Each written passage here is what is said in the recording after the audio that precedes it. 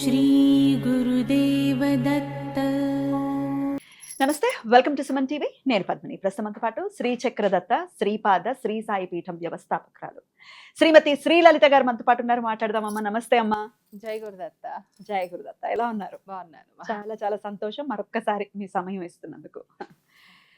సత్యయుగ స్థాపన కోసం కోటి శ్రీచక్ర ప్రతిష్ట అనేది ఖచ్చితంగా జరగాలి అనేది మీరు చెప్తూ ఉన్నారు. పలు వీడియోలో మనం మాట్లాడుకుంటున్నాం. సో ఆల్రెడీ దానికి సంబంధించి హైదరాబాద్లో కూడా తమ చేతుల మీదుగా శ్రీచక్రార్చన చేసుకునే విధానాన్ని ఒకటి ప్రవేశపెట్టబోతున్నారు, చేయబోతున్నారు, ఆరాధన చేయబోతున్నారు, చేయించబోతున్నారు. ఈ కార్యక్రమం గురించి ఒక్కసారి విపులంగా. శ్రీపాద శ్రీవల్లభని మహాసంకల్పం, ఆయన ఆజ్ఞ మేరకు కోటి శ్రీచక్ర ప్రతిష్టాపన కార్యక్రమం మన కంచి పీఠంలో శ్రీచక్ర దత్తపీఠంలో జరగాలనేది ఆయన మహాసంకల్పం. అయితే ఆ కోటి శ్రీచక్ర మహాయజ్ఞంలో భాగంగా ఇక్కడ భాగ్యనగరంలో హైదరాబాద్లో బిహెచ్ఎల్లో శ్రీ శ్రీ శ్రీ గణపతి సచ్చిదానంద స్వామీజీ వారి ఆశ్రమంలో రాబోయే ఫిబ్రవరి 28వ తారీఖున 1వ తారీఖున ఈ శ్రీచక్ర పూజలు జరగనున్నవి. అయితే 28వ తారీఖున అనఘాలక్ష్మి దత్తాత్రేయుల వారి కళ్యాణం కూడా ఉంది. ముందుగా కళ్యాణం చేసి మరుసటి రోజు శ్రీచక్ర పూజలు అన్నమాట. సో కళ్యాణంలో పార్టిసిపేట్ చేయాలంటే పార్టిసిపేట్ చేయొచ్చు, లేదా ఓన్లీ శ్రీచక్రంలో పార్టిసిపేట్ చేయాలనుకుంటే అది కూడా చేయొచ్చు. అసలు రెండిట్లో కూడా ఓకే. ఎప్పుడు మొదలవుతుంది, ఎలా, దాని గురించి ఒకసారి చెప్పండి. అనఘాదత్తుల వారి కళ్యాణం ఉదయం 10 గంటల నుంచి మొదలవుతుంది. 28వ తారీఖున ఫిబ్రవరి 28వ తారీఖున. ఆ తర్వాత అన్నప్రసాద వితరణ ఉంటుంది.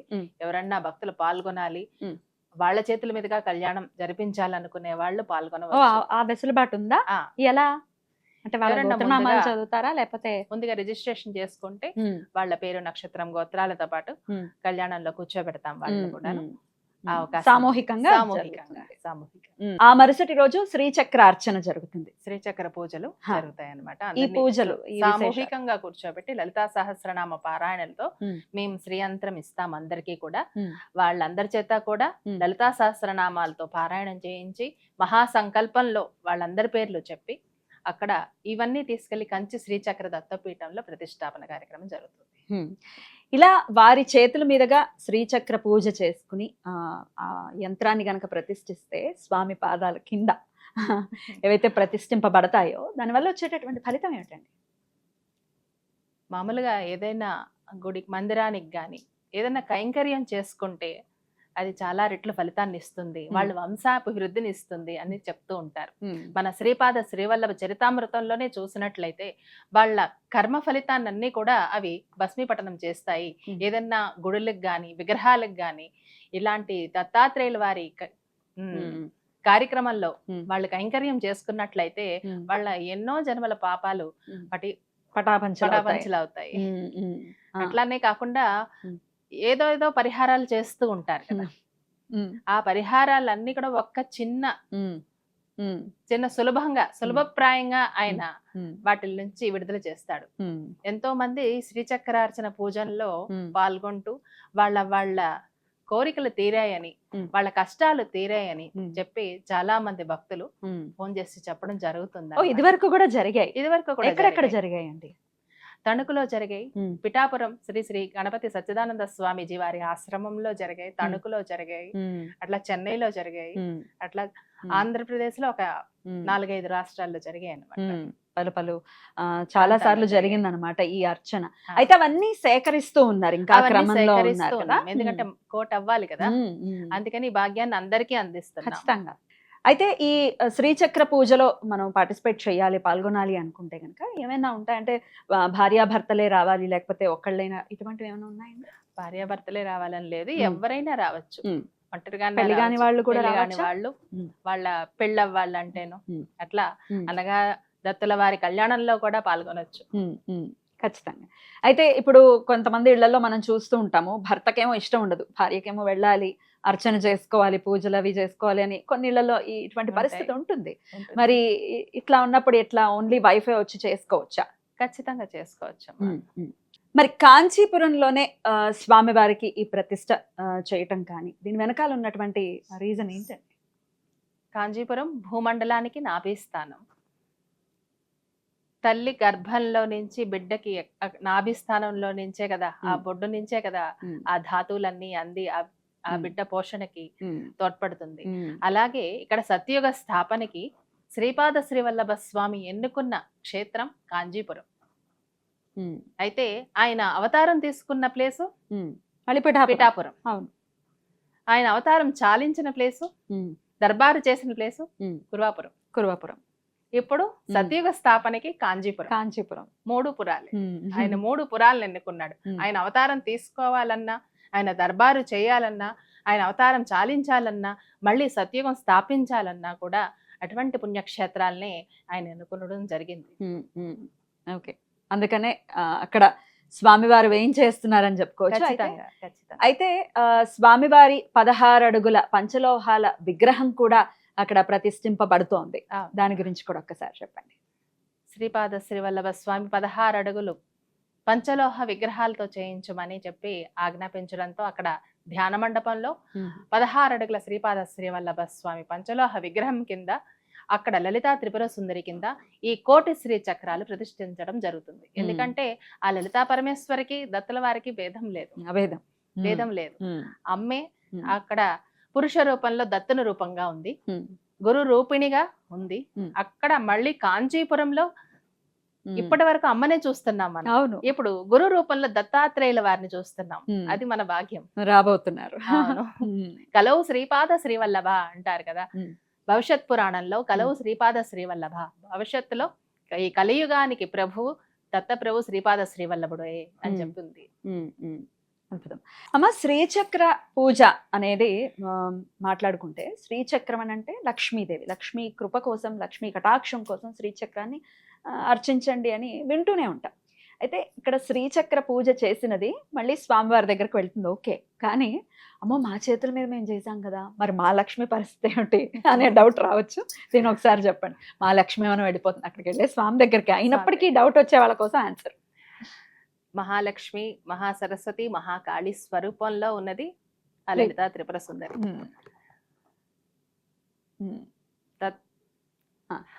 బ్రహ్మ విష్ణు మహేశ్వరుల రూపంలో ఉన్నది ఆ దత్తాత్రేయుల వారు. ఒక పక్క గురు, ఒక పక్క దైవం. అట్లాగే ఆయన ఎడం భాగంలో ఈ 3 శక్తులు ఉంటాయి, స్త్రీ శక్తులు ఉంటాయి. కుడి భాగంలో పురుష శక్తులు ఉంటాయి. అప్పుడు ఆ అమ్మవారిని ఆ అయ్యవారిని కలిపి మనం కొలిచేటప్పుడు ఇంకా ఎంత అద్భుతమైన శక్తి దాంట్లో ఉంటుంది. తర్వాత నిత్య పూజలు కూడా అందుకుంటాడు స్వామి. ఇప్పుడు మన ఇంట్లో ఉంటే మనం చేయొచ్చు, చేయలేకపోవచ్చు. అనఘా లక్ష్మి అంటే మన పాపము పోగొట్టేది అని అర్థం. అనఘ అంటే పాపము పోగొట్టేది అని చెప్పి. అంటే మనం ఇప్పుడు పడుతున్న కష్టాలన్నీ కూడా మనం చేసుకొచ్చిన పాప ఫలితంగానే కదా మనం అనుభవిస్తున్నాం. ప్రారబ్ధ కర్మలే కదా అనుభవిస్తున్నాము. మళ్ళీ ఆ సృష్టికే మూలమైన ఆ ఆదిలక్ష్మి, మహాలక్ష్మి. లక్ష్మి వేరు, మహాలక్ష్మి వేరు. అవునా, ఏమిటి డిఫరెన్స్? లక్ష్మి మహాలక్ష్మి, అనఘాలక్ష్మి. మహాకాళి, కాళి మహాకాళి, సరస్వతి మహాసరస్వతి, ఇలా ఉంటుందన్నమాట. అయితే ఆ మహా శక్తికే మనం ఇప్పుడు ఆరాధన చేస్తున్నాం. అప్పుడు ఆ ఎనర్జీ అంతా కూడా మనలోకి ఆహ్వానించుకుంటున్నాం అన్నమాట. అనఘాలక్ష్మి స్వరూప దత్తాత్రేయ స్వామి ఖచ్చితంగా మిమ్మల్ని అందరినీ దీవించి ఆ పాప విముక్తుల్ని చేసి మనకు ఆ లక్ష్మీ కటాక్షాన్ని అందిస్తాడు. ఇక్కడ మనం చేసేది అనఘాలక్ష్మి దత్తాత్రేయుల వారి శ్రీచక్ర దత్తపీఠానికి ఈ శ్రీచక్రాన్ని మనం ఇస్తున్నాం. అద్భుతం. ఏదైనా సరే మనం ఒకటిస్తే ఆయన 1000 తిరిగి ఇస్తాడు. ఇటువంటివన్నీ పెట్టుకోకూడదు. మా లక్ష్మి వెళ్ళిపోతుందా డెఫినెట్ గా డౌట్ వస్తుంది. ఎందుకంటే శ్రీచక్రం కాబట్టి, వేరే ఏ అర్చన అయినా కానీ ఏమో కానీ శ్రీచక్రం అనేసరికి అమ్మ మా లక్ష్మీదేవేమో. ఇప్పుడు మామూలుగా ఏదైనా గిఫ్ట్స్ చేసేటప్పుడు కూడా లక్ష్మీదేవి పటాలు ఇవ్వడానికి ఇష్టపడరు. లక్ష్మి వెళ్ళిపోతుందేమోనన్న ఫీలింగ్ ఉంటుంది, సెంటిమెంట్ కదా. రైట్. ఫిబ్రవరి 28వ తారీఖున అనఘాలక్ష్మి దత్తాత్రేయ స్వామి వారికి కూడా కళ్యాణాన్ని నిర్వహిస్తున్నారు. మరి ఇందులో అందరూ పాల్గొనొచ్చు అని కూడా చెప్తున్నారు. ఎటువంటి కామ్యార్థం ఇటువంటి కళ్యాణాల్లో మనం పాల్గొనొచ్చండి? అనఘాలక్ష్మి సమేత దత్తాత్రేయుల వారి కళ్యాణం చేయడం అంటేనే మహాభాగ్యం. మన తల్లిదండ్రులకి మనం కళ్యాణం చేసి సంతోషపడుతున్నాం. అటువంటి ఒక భాగ్యంలో మనం పాలు పంచుకుంటే మన పూర్వజన్మ పాపాలన్నీ పోతాయి. అట్లాగే కాకుండా మనకి ఎవరైనా కళ్యాణం కాలేదు, ఎవరికైనా చాలా బాధలు ఉన్నాయి, ఎవరికైనా ఉద్యోగాలు రాలేదు, ఇట్లా ఏ సమస్య అయినా భార్యాభర్తల సమస్యలు, ఇట్లాంటి సమస్యలతో బాధపడుతున్న వాళ్ళు ఆ కళ్యాణంలో వచ్చి కూర్చొని ఆ అమ్మవారికి అయ్యవారికి కళ్యాణం జరిపించి వారి అక్షింతలు తీసుకొని మనం ఆ ప్రసాదాన్ని స్వీకరించినట్లయితే ఖచ్చితంగా మనకి ఆ అనఘా లక్ష్మి దత్తాత్రేయుల వారి అనుగ్రహంతో అన్ని కోరికలు నెరవేరుతాయి. నియమాలు ఏమైనా ఉంటాయా ఈ కళ్యాణం అంటే సూతకంలో ఉన్న వాళ్ళు వచ్చి కళ్యాణంలో పాల్గొనొచ్చా? లేదమ్మా, సూతకంలో ఉన్న వాళ్ళు మట్టికి పాల్గొనకూడదు, మిగతా వాళ్ళు రావచ్చు. శ్రీచక్ర పూజ చూడొచ్చు, అందరూ వచ్చి చూడొచ్చు. ఆశ్రమంలో జరుగుతుంది కాబట్టి అందరూ వచ్చి చూడొచ్చు. అయితే 1వ తారీఖు శ్రీచక్ర పూజ జరుగుతుంది కదా, దాని సమయం ఎప్పుడు జరుగుతుంది, ఆ కార్యక్రమ విశేషాలు? ఆ కార్యక్రమం ఉదయం 10 గంటల నుంచి 12 గంటల వరకు జరుగుతుందమ్మా. 2 గంటల సేపు పారాయణ ఉంటుందా? లలితా సహస్రనామ పారాయణం ఉంటుంది. చదవడం రాని వాళ్ళ పరిస్థితి ఏంటి? కూర్చోవచ్చు, వినొచ్చు. కుంకుమతో అర్చన చేయొచ్చు మీ శ్రీ యంత్రానికి. అయితే అక్కడ మీరే అందిస్తారా యంత్రాలు, లేకపోతే వీళ్ళు తెచ్చుకోవాల్సి ఉంటుందా ఏంటండి? లేదమ్మా, అందరికి ఒకే విధంగా ఉండేటట్టు అక్కడ శ్రీచక్రాలు మేమే తయారు చేస్తాము. అవి తెచ్చి అందరికి ఇస్తాం, పాల్గొన్న వాళ్ళ భక్తులందరికీ ఇస్తాము.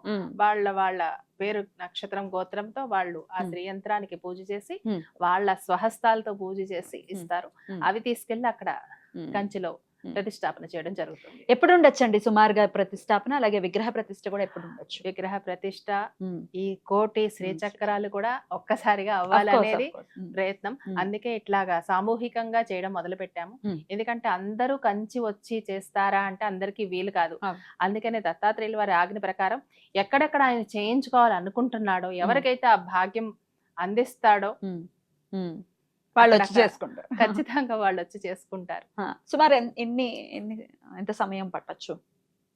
ఇప్పుడు నుంచి 3 సంవత్సరాల లోపల ఈ కార్యక్రమం అంతా పూర్తి కావాలని ఆ దత్తాత్రేయుల వారి సంకల్పం. అయితే ఈ కోటి శ్రీచక్ర ప్రతిష్టాపన చేస్తేనే ఈ ప్రళయాలు ఆగుతాయని స్వామి చెప్పారు. మరి ఎంత తొందరగా చేస్తే అంత మంచిది కదా. దీంతో పాటు ఈ కోటి శ్రీచక్ర పూజతో పాటు దిగంబర దిగంబర శ్రీపాద వల్లభ దిగంబర దిగంబర దిగంబర శ్రీచక్ర దత్తాత్రేయ దిగంబర, ఈ మంత్రాన్ని కూడా అందరికీ అందించమన్నారు. ఇప్పుడు రాబోయే ప్రళయాల నుంచి రక్షించబడడం కోసం మానవాళికి ఇది రక్షణ కవచం లాగా ఏర్పడుతుంది అనమాట. ఎక్కడైతే ఈ నామాన్ని జపిస్తూ ఉంటారో అక్కడ ప్రొటెక్షన్ ఏర్పడుతుంది, దత్తల వారు కాపాడుతారు. ప్రళయాలు ఇన్ ద సెన్స్ ఏదో సునామీలు వచ్చేయాలి, భూకంపాలు వచ్చేయాలి అని కాదు. జీవితం నిత్య ప్రళయం మయంగానే ఉంది. ప్రతి ఒక్కరికి మనం చూస్తే ఒకళ్ళకి ఆర్థిక పరమైన ఇబ్బంది ఉంది, ఒకళ్ళకి మానసిక అశాంతి ఉంది. ఇట్లా ఇవి కూడా స్వల్ప ప్రళయాలు, లేకపోతే చిన్న వాళ్ళ రేంజ్ కి తగ్గ ప్రళయాలని ఖచ్చితంగా చెప్పుకోవచ్చు. ఈ సమస్యల నుంచి కూడా బయటపడతారమ్మా ఖచ్చితంగా. ఎందుకంటే స్వామివారి ప్రతిష్టాపన కార్యక్రమం జరిగిన వెంటనే ఈ కరోనా అనే ప్రళయం వచ్చింది. స్వామివారు ఇక్కడ ప్రళయాల నుంచి రక్షించడానికి సత్యుగ స్థాపన కోసం శ్రీచక్ర దత్తాత్రేయుడిగా ప్రతిష్టాపన చేయమని ఆజ్ఞాపించడంతో అక్కడ కార్యక్రమాన్ని మొదలు పెట్టాం. కానీ ఎలా ప్రళయాలు వస్తే ఒక సునామీ, భూకంపాలు ఇవే మనకి తెలుసు, వరదలు ఇలాంటివి తెలుసు. కానీ ఎప్పుడు కూడా మనం కరోనా చూడలేదు. కానీ అక్కడ కుంభాభిషేకం జరిగిన వెంటనే ఈ కరోనా స్టార్ట్ అయింది. ఆ 40 రోజులు మండల పూజలు కూడా మేము కరోనాలోనే వెళ్లి చేస్తూ వచ్చి ఉంటాం. అంటే స్వామి ఇది రావడానికి ముందు అక్కడ ప్రతిష్ఠ జరిగింది. అంటే ఆయన మాట అంత ఖచ్చితంగా జరిగింది అక్కడ. అద్భుతం.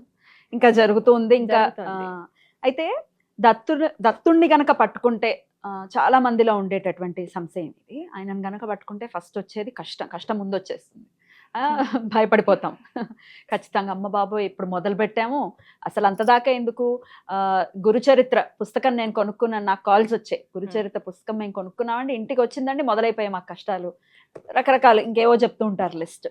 ఎంతవరకు సమంజసం ఇట్లా ఆలోచన? బాధలు అంటే అది బోధ చేయడానికే వచ్చాయి. దాని నుంచి బోధ నేర్పించడానికే నీకు ఆ కష్టాన్ని ఇప్పిస్తున్నాడు, లెసన్స్ లాగా.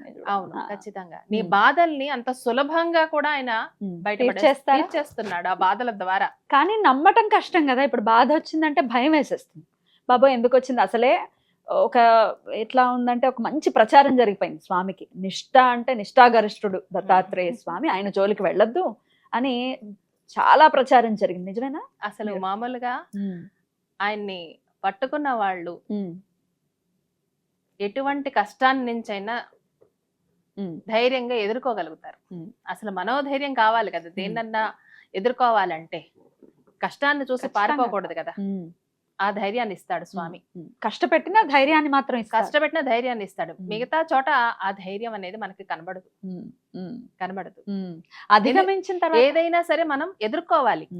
పారిపోతే ఇంకేముంది, ఎన్నాళ్ళు పారిపోతాం. ఎన్నాళ్ళు పారిపోతాం. ఆ ధైర్యాన్ని అక్కడ ఇస్తాడు. దాని నుంచి బోధన ఇస్తాడు. అదే చెప్పాను, బాధ నుంచి బోధన ఇస్తాడు ఆయన.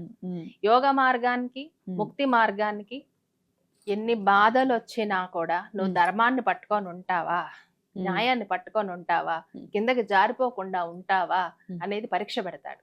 దత్తుడు పరీక్ష పెడతాడు, సందేహం లేదు, సందేహం లేదు. కానీ ఎందుకంటే యోగ మార్గానికి, ధర్మ మార్గానికి, ముక్తి మార్గానికి, జ్ఞాన మార్గానికి ఆయనే గురువు. నీకు మోక్షాన్ని ప్రసాదించడానికి వచ్చాడు ఆయన. అందరిలాగా అన్ని సామాన్య కోరికలు తీర్చుకుంటూ వెళ్ళడానికి ఆయన రాలే. నిన్ను జీవన్ముక్తురాల్ని చేయడానికి వచ్చాడు. అందుకని పరీక్షలు తప్పకుండా పెడతాడు. నీకు జ్ఞానాన్ని నేర్పిస్తాడు. తట్టుకుని నిలబడడం అనేది అలవర్చుకుంటే, లేకపోతే తట్టుకుని ఉంటే స్వామివారి అనుగ్రహం ఎలా ఉంటుందండి? ఆ తర్వాత ఎలా ఉంటుంది అనుగ్రహం? నిత్యం ఆనందమే ఆనందం. అదే జీవన్ముక్తి స్థాయి. సంతోషం వేరు, ఆనందం వేరు. సంతోషం వేరు, ఆనందం వేరు. ఇప్పుడు నీకు ఒక చాక్లెట్ ఇస్తే సంతోషపడతావు. ఆనందం అనేది నిత్యం ఉండేది, నిత్య నూతనం. అది నిత్య నూతనం, నిత్య నూతనం. నీకు ఒక్కొక్క రోజు ఒక్కొక్కలాగా ఉంటుంది ఆయన అనుభవం. అంత తీగా ఉంటాయి ఆయన అనుభవాలు. అది ఆనందం.